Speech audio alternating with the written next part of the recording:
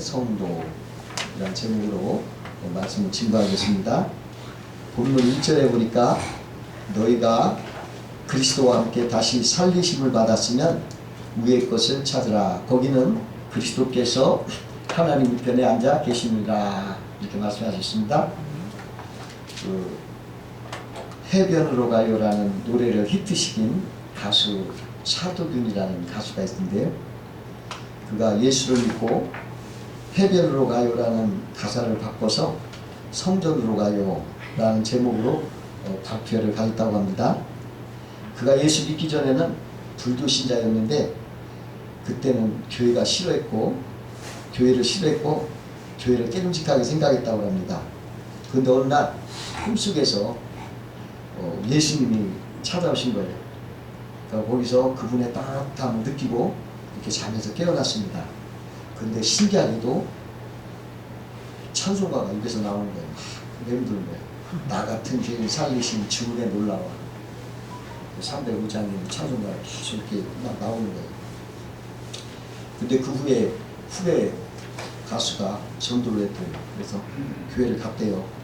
교회 갔는데 목사님이 설교하시는데 우리가 다 죄인이다. 그리고 예수님께서 나를 위하여 죽으셨다.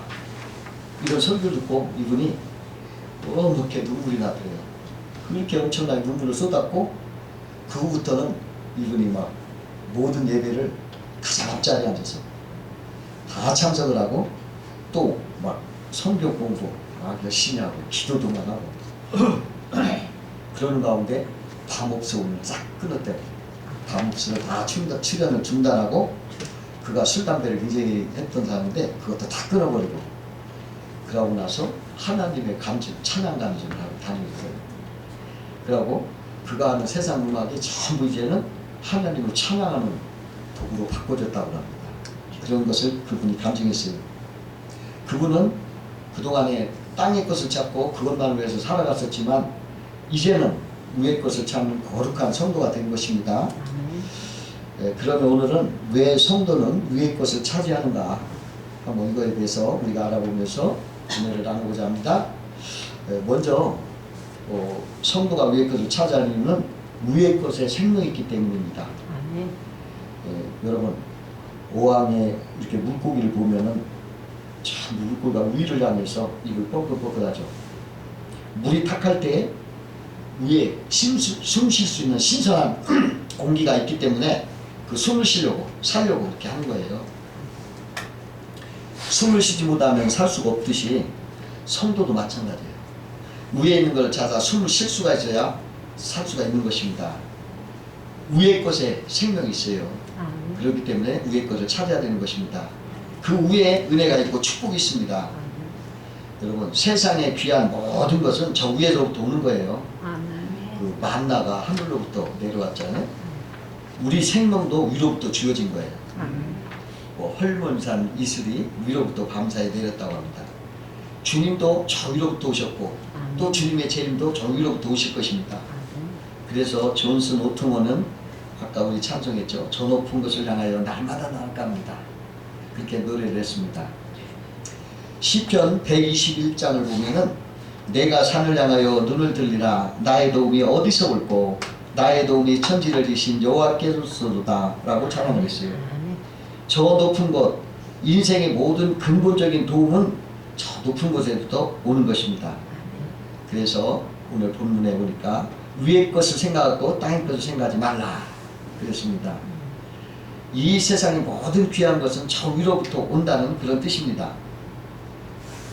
그래서 위의 것을 찾아 살 수가 있는 것입니다. 그 미국의 그 록펠러라는 세계 최대의 부자가 있었어요. 근데 그분은 어렸을 때 매우 가난했다고 그래요. 그래서 그분이 내가 어떻게든지 돈을 벌어서 내가 인생을 성공하겠다는 오직 그 돈 생각을 해가지고 최선을 다해서 일했어요. 그래가지고 그가 33살 때 백만장자가 됐고요.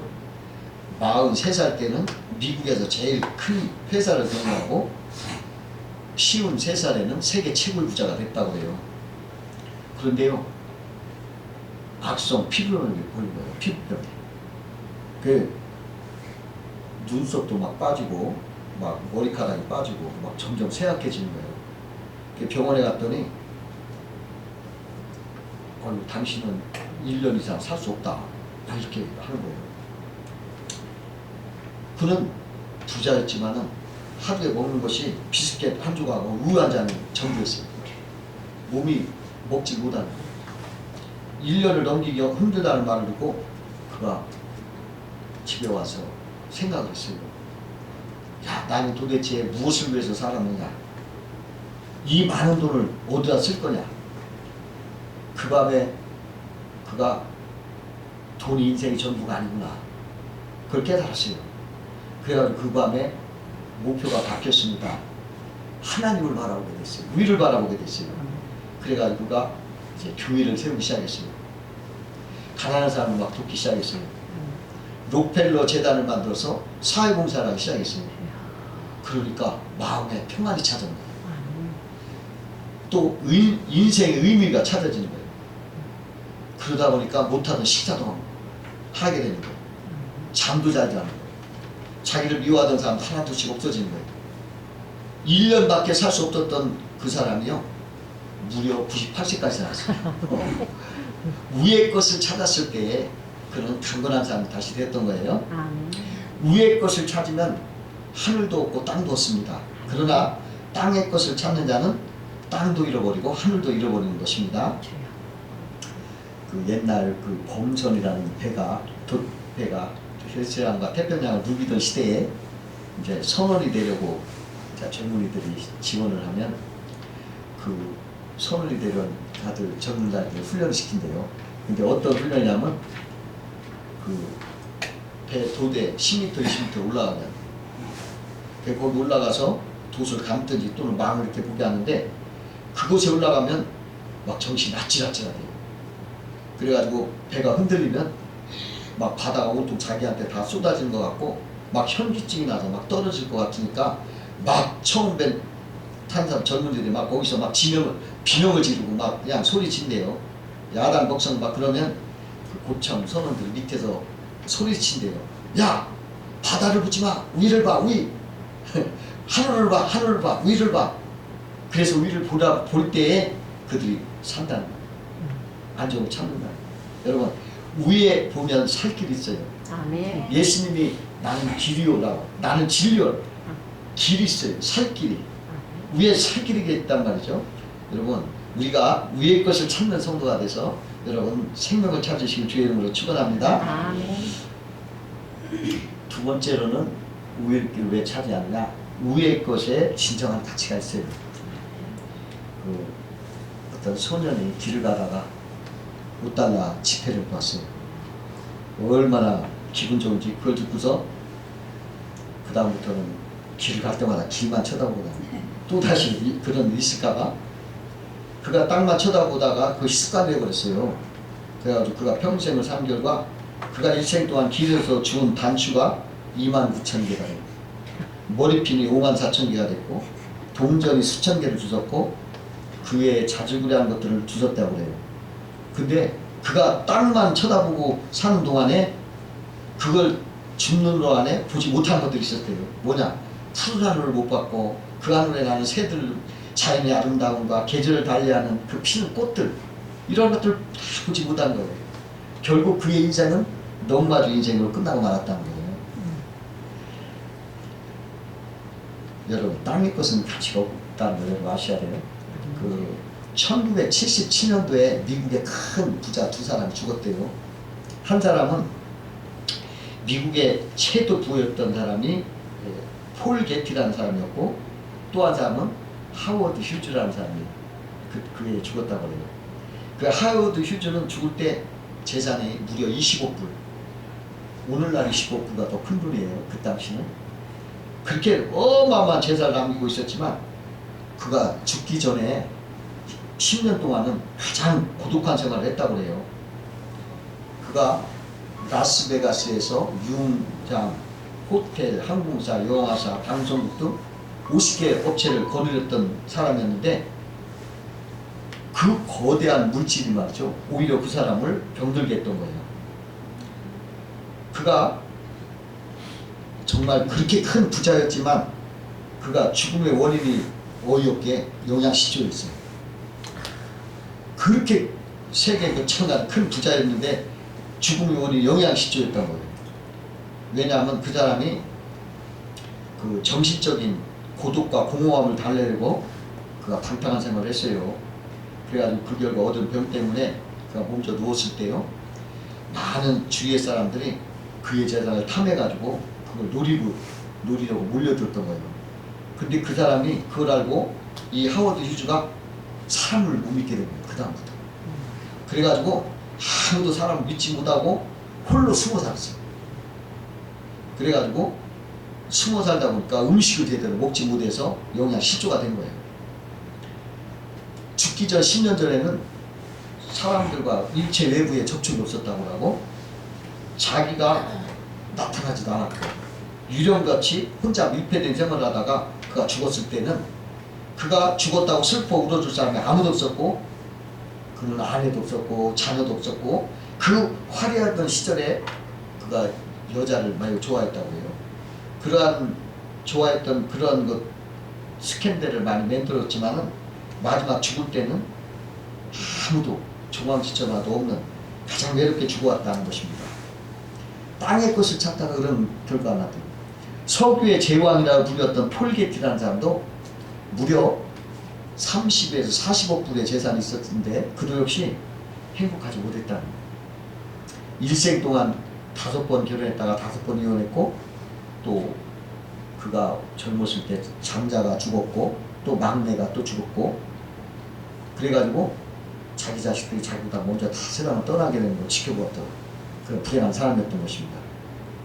그러니까 세상을 찾았던 사람들은 다 이렇게 가치 없는 인생을 살고 말았던 것입니다.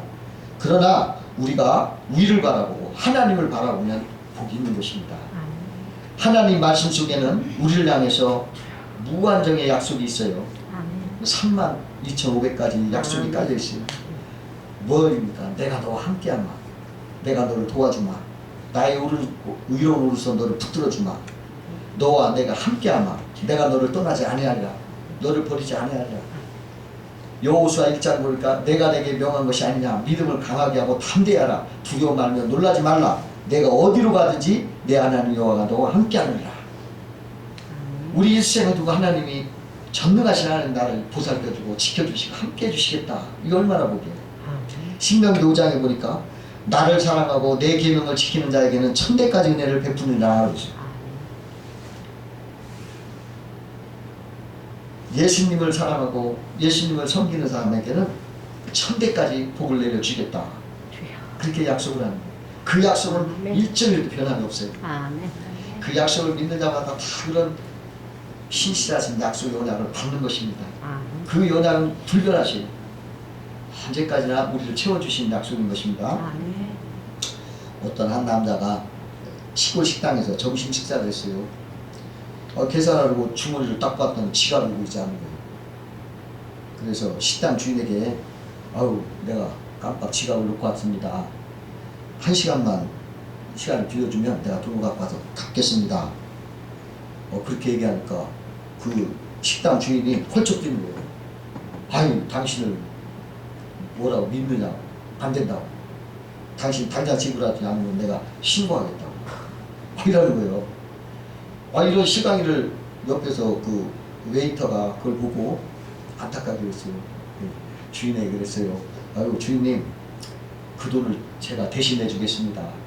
이 사람이 지갑을 깜빡 잊고 와서 그랬다는데 내가 믿겠습니다. 이 사람은 절대 그렇게 돈 빼먹을 사람 같지 않습니다. 내가 그 돈을 대신 지불하겠죠. 지불한 거예요. 그리고 이 사람이 이제 이 남자가 그 해방이 돼가지고 이제 1시간쯤 되니까 진짜 온 거예요. 이 남자가 돈을 갖고 왔어요. 그러면서 하는 소리가 뭐냐면 주인 양반 이 식당이 얼마요? 이러는 거예요. 그러니까 주인이 3만 프랑이면 내가 당장 팔겠어. 그러는 거예요.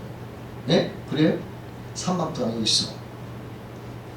3만 프랑 그 자리에 주고서 당신 식당 그거 저기 뭐라고 하나요? 면허증인가 뭔가 그 식당 그 뭐야 권리증을 받아가지고 그 자리에서 웨이터를 주는 거예요. 당신 나를 믿어준 대가가 이것입니다. 당신의 그 나를 믿어준 것은 3만 프라도 큽니다. 하고 줬어요. 그래가지고 그 후로 그 웨이터가 주인 된 거예요. 근데 그 사람이 누구냐 했으면 프랑스 황제 나폴레옹이었어요. 나폴레옹이 평민 옷을 입고 와서 그 집에 식당을 하다가 그런 일을 당한 거예요. 여러분, 여기서 사람을 믿을 때도 이렇게 쓰지 말아요. 그런데 전능하시고 만왕의 왕을 우리가 믿을 때 얼마나 놀라운 축복이 많은가 우리 상상해 봐야 돼요. 아멘. 대단한 축복이 임하는 것을 믿으시기 바랍니다. 아멘. 세 번째로 위의 것을 찾는 것은 우리가 다시 살리심을 받았기 때문인 것입니다. 옛날 어느 사나운 백인이 흑인 노예를 데리고 있었어요. 어느 날 그 백인 주인과 흑인 노예가 여행을 하는데 그 백인 주인이 화가 나가지고 흑인 노예를 향해서 칼을 던졌어요. 근데 그때 옆에 있던 어느 신자가 손을 펴가지고 그 칼을 막아줬어요. 순식간에 신자의 손에서 피를 막 흘리는 거예요. 백인 주인 이렇게 보니까 미안하거든요. 그 보상을 저 흑인을 당신이 가지시오. 신자에 넘겨줬어요. 신자는 흑인을 너 자유롭게 살아라 풀어줬어요. 그러나 흑인은 내 생명을 구원해 주신 은인인데 내가 어찌 갈 수 없다. 내가 신자의 종이 되게 해달라. 그래가지고 종이 됐어요. 그래서 흑인은 자기 생명의 은이 된 그 신자에게 고마움을 가지고 열심히 수종을 들었어요. 그러나 가끔 흑인이 어떨 때 말을 안 듣고 고집을 부릴 때가 있었어요. 그럴 때는 신자가 조용히 손바닥을 이렇게 보여주는 거예요. 그러면 흑인은 그걸 아무 소리 못하고 고개를 푹 숙이고 아주 말을 잘 듣고 순종했다는 것입니다. 여러분, 우리도 마찬가지. 우리도 사납고 포악한 옛 주인 사탄의 종으로부터 죄를 짓고 저주와 멸망 속에서 영원히 죽을 수밖에 없는 우리 인생들이었는데 예수님이 우리를 구원해 주시기에 대신 십자가에서 피를 흘려서 대신 죽으시고 우리를 살려주셨어요. 아멘. 예수님은 우리를 구원하시기 위해서 십자가에 달려 나를 대신해서 죽으셨던 거예요. 아멘.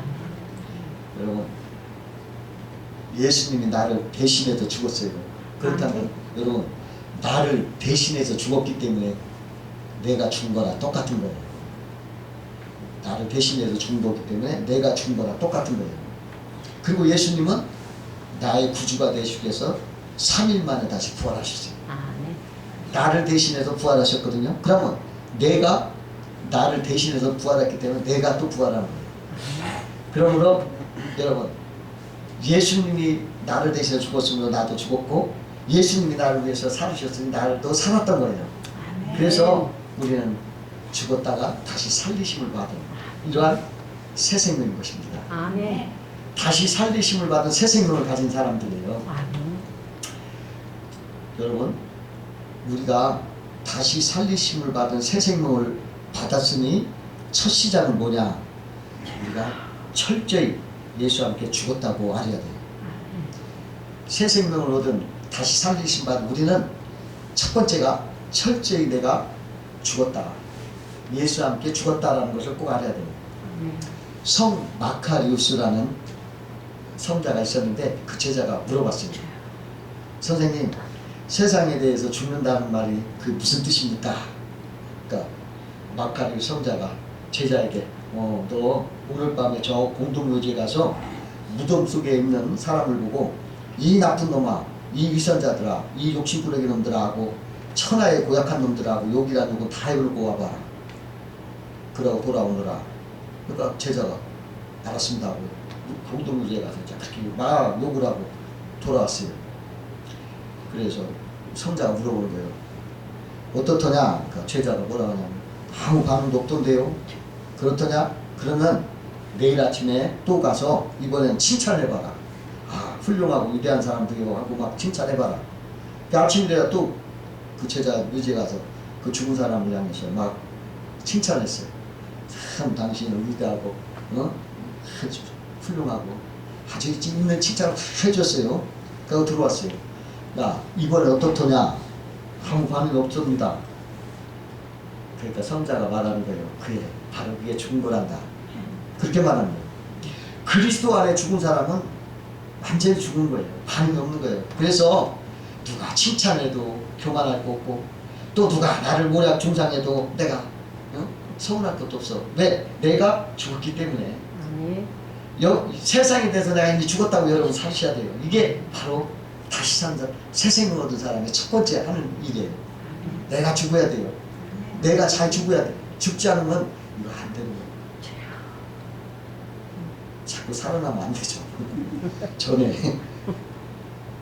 제가 전에 한번 말씀드렸는데, 여기 닭을 이렇게 잡아서, 옛날에는 왜 손으로 막 집에서 닭을 잡았잖아요.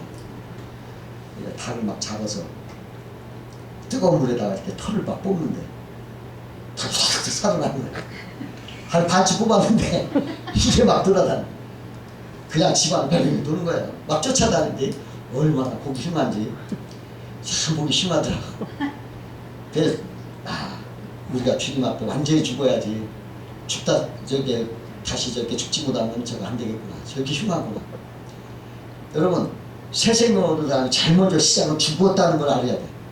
나는 확실히 죽었다. 누가 욕을 해도, 누가 칭찬해도 난 죽은 사람이라고 생각을 할 줄 알아야 되겠습니다. 아멘. 그게 그리스도인이에요. 그 다음에 새 생명의 두 번째 생활은 어떻습니까? 이제는 내가 죽었고 나를 위해서 사셨으니까 이제 나를 위해서 사는 것이 아니라 나를 위해서 죽으셨던 그분을 위해서 사는 것이 두 번째 시작인 거예요. 고린도 후서 5장 15절에 저가 모든 사람을 대신하여 죽으심은 산 자들로 하여금 다시는 저희 자신을 위하여 살지 않고 오직 저희를 대신하여 죽었다가 다시 사신 자를 위하여 살게 하려 하십니다. 그랬어요. 나를 위해서 죽으신 바로 그분을 위해서 사는 것이 새 생명의 목적인 거예요. 바울은 이렇게 말했어요. 내가 죽어도 주의 것이요 살아도 주의 것이라 그랬어요. 그 신앙의 절정을 이런 갈라디아 2장 20절 이렇게 했어요. 내가 그리스도와 함께 십자가에 못 박혔나니 그런즉 이제는 내가 산 것이 아니요 오직 내 안에 그리스도께서 사신 것이라. 이제 내가 육체 가운데 사시는 것은 나를 사랑하사 나를 위하여 자기 몸을 버리신 하나님의 아들을 믿는 믿음 안에서 사는 것이니라. 다시 살리심을 받은 새 생명의 사람은 이제 나를 위해서 사는 게 아니라 나를 살려주시고 나를 대신해 죽으시고 나를 살려주신 예수 그리스도를 위해서 사는 것이라는 거예요. 여러분 그걸 특별히 알아야 되겠습니다. 세 번째로 다시 살리심을 받은 새 생명의 시작은 밝은 삶을 살아야 돼요. 밝은 삶. 과거의 어두운 삶을 살지 말고 밝은 삶. 여러분 벌레가요, 벌레로 있을 때는 자꾸 더러운 곳 막 땅속으로 막 겨드다녀요. 그게 본성이에요. 근데 그놈이 이제 변해서 성충이 돼서 날개를 잡으면 이제 어디로 가요? 밝은 곳을 가요. 밝은 곳으로 향해서 날아다니고 위를 향해서 날아다니는 거예요. 새 생명은 바로 본성이 이제 어두운 걸 싫어하고 밝은 걸 향해 날아가는 거예요. 그 어느 목사님이 계셨는데 그분은 그 가출 청소년들 아주 불량한 가출 청소년을 위해서 헌신하는 데서 목회를 하는 사람이에요. 근데 얼마나 애들이 불량하고 그냥 아주 막 못스럽고 굉장히 그냥 어려워. 그러니까 이 목사님이 막 헌신을 하는데 얼마나 수고하고 사랑으로 그냥 옷도 막 들어오는 밖에서 옷도 빨아주고 그냥 목도 목욕시켜주고 또 도둑질해 오면 도둑질하지 말라고 그 주인한테 가서 막 용서를 빌고 그냥 욕하고 막 그냥 나쁜 짓 하고 그냥 하유 막 그러면 가서 타이르고 이렇게 하는데도 자꾸 범죄하는 거예요. 도저히 이제 더 이상 목사님이 할 수가 없는 거예요. 그래서 그 목사님이 그 아이들을 다 모아놓고 그들이 옛날에 입던 옷을 전부 꺼내놓고 야 너희도 이제 더 이상 내가 어떻게 할 수 없으니 옛날에 입던 옷도 입고 다 나가라. 그리고 니들 가고 싶은 대로 하고 싶은 대로 하거라. 근데 말이죠 그 옷을 입는 사람이 하나도 없더래요. 아이고 막 왜 깨끗한 옷 입었다가 다시 더러운 옷 입고 나가랬더니 엄두가 안 나는 거예요. 그러면서 막 빌더래요. 아유 앞으로 지금 잘하겠다. 더러운 옷 절대 입지 않고 용서를 빌더라는 거예요. 깨끗한 옷을 벗고 다시 더러운 옷 입기 싫은 거예요. 새 생명은 그런 거예요. 옛날에 그 더러운 거 좋아하지 않아요. 그 이탈리아의 한 도시에 아름답고 우아한 그 표정을 한 그리스 소녀 상이 있대요. 나는 어떤 가난한 시골 소녀가 와서 그 동상을 한참 보더니 그 소녀 집으로 가더니 얼굴에 세수를 하고 머리를 단지 빗들어요. 그 다음날 또 소년이 그거 가서 동상을 한참 보고 가더니 또 집으로 가더니 자기 옷을 다 빨고 떨어진 거 다시 수선을 하고 입더래요. 그렇게 계속 반복하는 가운데 그 소녀가 매우 우아한 모습으로 아주 변화되더라는 것입니다. 그 동상에서 풍겨나오는 아름다운 영향을 받아가지고 아주 멋진 수녀가 되더라는 거예요. 새 생명을 얻은 우리는 이제 예수님을 바라보면서 아름다운 향기와 거룩함을 우리가 받는 거예요. 그런 거예요. 그래서 우리가 위의 것을 찾는 것입니다. 또 다시 살리심을 받은 새 생명은 세상을 이기는 겁니다. 제2차 세계대전 때 그 전쟁 포로였던 사람들이 포로 생활을 하면서 이제 있다가 전쟁이 끝나서 그들이 풀어났을 때 그들이 이상하게 똑같은 병을 하는 거예요. 그게 뭐냐면은 그들이 전쟁이 끝나서 해방이 돼서 풀어졌는데도 불구하고 항상 자기가 포로라고 생각을 하고 그 철조망에 갇혀있는 것처럼 생각을 하는 거예요. 그게 공통적으로 다 그런 생각을 해서 병을 붙이기를 가시철조망병이라고 이름을 붙인 거예요. 공통적으로. 그런데 특이한 사람이 하나 있었어요. 그 사람은 절대 그런 게 아니에요. 완전히 다른 거예요. 전혀 밝고 쾌활하고 잘 살아. 그래 의사들이 그를 물어보고 조사를 했어요. 연구를 했어요. 이유를 물어봤어요. 그때 그분이 이런 말을 한 거예요. 예, 저는 철조망을 보지 않았습니다. 철조망 너머에 있는 푸른 하늘과 그 자유와 앞으로 내가 자유롭게 살 날을 꿈꾸면서 나는 보았습니다. 이 포로들이 맨날 철조망을 보면서 절망하고 한숨을 쉬다가 이런 병이 걸렸거든요. 근데 이 사람은 그걸 보지 않은 거예요. 저 멀리 하늘을 바라보고 위를 바라보고 하나님을 바라보고 이제 내가 자유롭게 이제 살 날을 생각하면서 그렇게 꿈을 꾸면서 이렇게 살았던 거예요. 그래가지고 그 사람은 그 철조망병이 없었던 거예요. 여러분 이건 뭘 말할까? 우리 성도는 이 세상에 발을 디디고 살지만은 성도는 이 세상을 이기고 사는 사람인 거예요. 이 세상에 가시철망 같은 수많은 이러한 장애가 있지만 우리는 거기에 매여서 거기에 산 성도가 아니라 그것을 이기고 그것을 극복하고 더 큰 위를 바라보는 그러한 인생인 것입니다. 다시 살리심 받은 새 생명은 긍정의 사람이에요. 긍정의 에너지를 솟아내서 빛을 바라며 사는 것이에요. 여러분 우리가 어떠한 경우라도 하늘에 계신 우리 주님을 바라보면서 이 세상에 지지 말고 이 세상을 정복하고 그 위를 서서 극복하고 세상을 이겨서 사시기를 주의 이름으로 축원합니다. 마지막으로 위의 것을 찾는 것은 하나님의 칭찬과 상을 바라보기 때문에 그런 것입니다. 그 모세와 바울이 하늘의 상을 바라보기 때문에 그냥 고난을 당하면서도 위의 것을 찾았어요. 그 모세는 그 애굽의 왕자로 있었어요. 그러나 그 하늘의 상을 바라보았기 때문에 그 군중의 행복과 그 왕자의 신분을 버려버렸어요. 그 명예를 박차버리고 그 백성과 함께 고난받기를 즐거워하고 그들과 함께 이렇게 동행을 했던 것입니다. 그건 왜 그렇습니까? 하늘의 상국을 바라봤기 때문에 그런 것입니다. 바울도 마찬가지. 바울도 하늘의 상을 바라보기 때문에 세상에 안락한 그 명예와 그 학식, 그런 부, 학벌 뭐 이렇게 다 포기했어요. 바리새인의 당당한 신분도 다 차버렸어요. 복음을 위해서 자기 모든 걸 배설물처럼 다 버렸다는 거예요. 왜 그랬습니까? 하늘의 상급과 칭찬을 받았기 때문에. 그렇기 때문에 그렇게 했던 거예요. 그 신사 참배를 거부하고 순교하신 주기철 목사님이 유언 설교 이런 말이 있어요.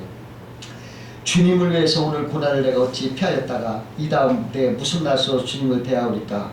이제 당하는 수모를 피했다가 이 다음 주님이 너는 내 이름과 평안과 즐거움을 다 받아 누리고 고난의 자는 어찌하여 보았느냐 물으시다면 나는 무슨 말로 대답하리까?